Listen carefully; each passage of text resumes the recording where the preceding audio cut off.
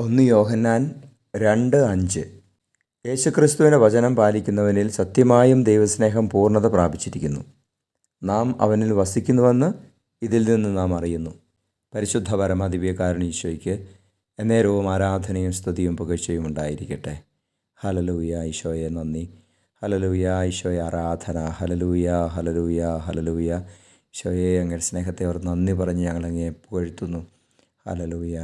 ഈശോയെ അങ്ങയുടെ വചനം ഞങ്ങളിൽ വസിക്കുവാൻ തക്ക വിധം, അങ്ങയുടെ വചനം ഞങ്ങൾ പാലിക്കുവാൻ തക്ക വിധം അങ്ങയുടെ സ്നേഹം ഞങ്ങളിൽ പൂർണ്ണത പ്രാപിക്കട്ടെ. പക്ഷേ അങ്ങയുടെ സ്നേഹത്താൽ ഞങ്ങളെ ബന്ധിക്കണമേ എന്ന് പ്രാർത്ഥിക്കുന്നു. അങ്ങയുടെ സ്നേഹത്തിൻ്റെ അടിമകളാക്കി ഞങ്ങളെ മാറ്റണമേ. ഈശോയെ അങ്ങയിൽ വസിക്കുവാൻ ഞങ്ങളെ അനുഗ്രഹിക്കണമേ. അങ്ങായിരിക്കട്ടെ ഞങ്ങളുടെ ആശ്രയം.